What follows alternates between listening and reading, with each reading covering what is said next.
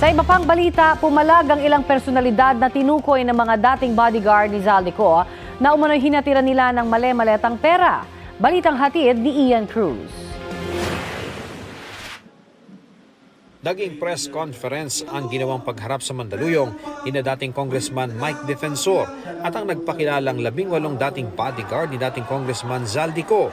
Wala kasing senador na dumalo kahit pa sinabi ni Defensor na dito magaganap ang pagdinig ng Senate Blue Ribbon Committee hearing ng Cayetano Block ukol sa flood control scandal. Bukod sa 18, may 4 pang bagong testigo mano ang abogado nilang si Attorney Levy Baligod. Isa sa kanila, ang dati rin daw sundalo na si Jeron Valderrama. Kasama raw siya sa nag-deliver ng male-maletang pera kina dating Speaker Martin Romualdez at Senador Erwin Tulfo noong kongresista pa siya. Binanggit din niyang nahatiran nila ng pera si Comelec Chairman George Erwin Garcia. Ang una pong lumapit sa amin ay yung driver niya. Then binuksan ni Martic Side yung doon sa right slide door.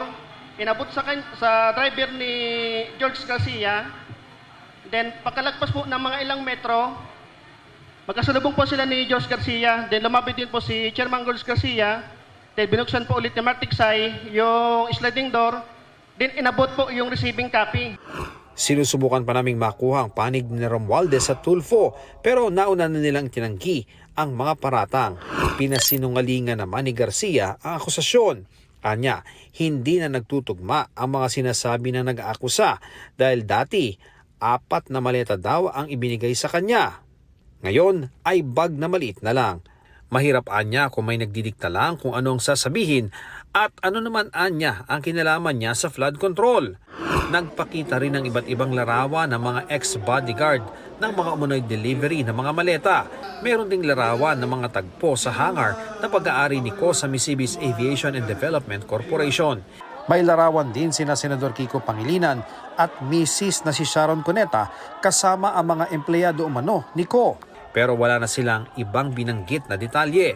Sa isang pahayag, sinabi ni Pangilinan na puro pasaring, aligasyon at palabas lang anya ang mga ito. Gusto lang anyang mantsahan ang naiulat na pag-upo niya bilang chairperson ng Senate Blue Ribbon Subcommittee na mag-iimbestiga sa flood control scam.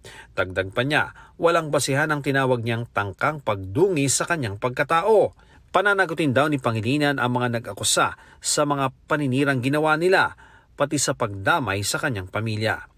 Ang isa namang dating tauhan umano ni Ko, idinetalye ang paghahatid daw ng male-maletang pera sa bahay ni dating Senate President Cheese Escudero. Noong 2024, mula Horizon Homes, BGC, kasama ako sa convoy papunta sa convoy ni Zaldico bilang security detail at pupunta kami sa bahay ni Senator Francis Cheese Escudero sa New Manila. Nag-attend kami ng 4 na malita na may iba-ibang sukat. Dating nasa Cayetano Block sa Escudero pero nakiisa sa pagluklok sa grupo ni Senador Win Gatchalian. Sinisika pa naming makuha ang panig ni Escudero. May larawan din si dating PNP Chief at ngayong MMDA General Manager Nicolas Torre III kasama ang mga witness.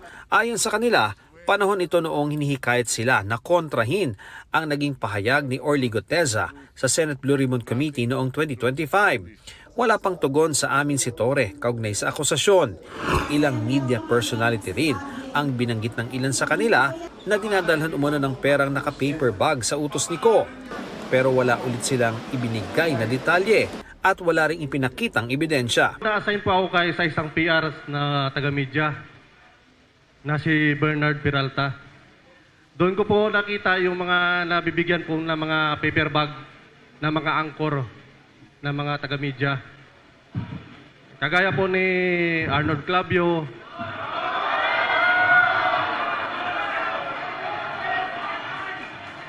at doon lang po muna at sa affidavit ko na lang po yung ibang. Tinawag na kasinungalingan ni Arnold Clavio ang bintang na anyay nakakatawa at nakakalungkot. Haharapin daw niya ito ng walang takot at hinamon ang nagbintang na maglabas ng ebidensya. Hindi raw siya natatakot at wala raw siyang itinatago. Sa korte na lang daw sila magkita at doon daw nila ulitin ang kanilang mga anyay walang kakwenta-kwentang bintang. Ayon naman sa GMA Network, sineseryoso nito ang mga bagay na may kinalaman sa integridad ng mga mamamahayag nito. Susuriin ng network ang usapin. Nananatili rin ang paninindigan ng GMA Network sa responsableng pamamahayag.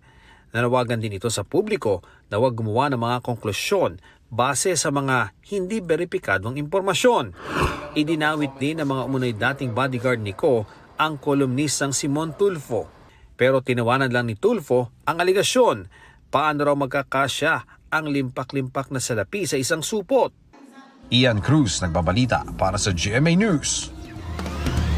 Sa isang social media post, tinawag naman na sinungaling ni Cuneta ang mga nagpalabas ng larawan nila ng asawa niyang si Senador Pangilinan. Sabi ni Cuneta, ang larawang ipinakita sa press con ay kuha noong bumisita ang kanyang pamilya sa Marawi City. Taliwas sa sinabi sa press con ng mga tauhan umano ni Ko ang kasama ni Cuneta at Pangilinan. Nanindigan si Cuneta na hindi sila tumanggap ng maleta.